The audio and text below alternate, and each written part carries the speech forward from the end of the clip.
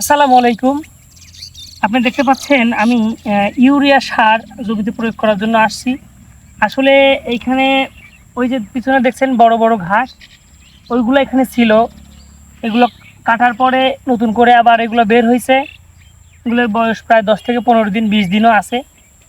তো আপনারা ঘাসকে যদি দ্রুত বর্ধনশীল করতে চান, যদি বৃদ্ধি করতে চান, আপনাদের সঠিক সময়ে এই সাদা সার বা ইউরিয়া সার প্রয়োগ করতে হবে জমিতে।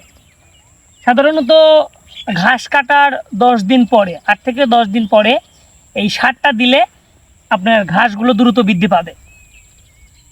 সঠিক টাইমে সার গাছকে বৃদ্ধি করে, গাছের পুষ্টি গুণাগুণ বৃদ্ধি করে এবং দ্রুত গাছটা বাড়ে। তো আমি আমার এখানে 3 থেকে 4 শতক সার বুনবো, আর আরেক জায়গায় আছে 7 থেকে 8 শতক, সব মিলিয়ে 12 শতকের মতো, 10 থেকে 12 শতকের জন্য আমি 8 কেজি ইউরিয়া সার এবং 1 কেজি ম্যাগনেসিয়াম নিয়ে আসছি। দুটা মিক্স করে আমি এখন জমিতে দেব। অনেকেই বলেন যে আসলে আমাদের ঘাস বাড়ে না বা ঘাস লাগিয়ে রেখে দেন।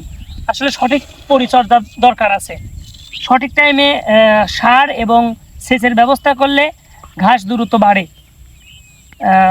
যখন সেচের প্রয়োজন হবে, পানির প্রয়োজন হবে, তখন এই জমিতে পানি দিতে হবে।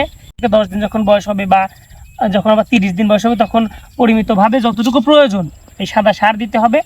আপনারাও চেষ্টা করবেন, যাদের ঘাসের জমি আছে বা এগুলো একটু নজরে রাখতে হবে যে কোনো কিছু বৃদ্ধির জন্য আসলে সঠিক সময়ে সারের প্রয়োজন আছে।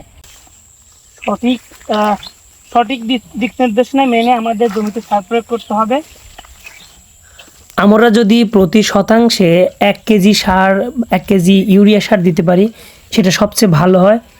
1% অনুযায়ী 1 কেজি ইউরিয়া সার দিলে সেটা সঠিক পরিমাণ হিসেবে পড়ে এবং পরিমাণ মতো সার পড়বে, যেটা ঘাসকে বৃদ্ধি করতে সাহায্য করবে।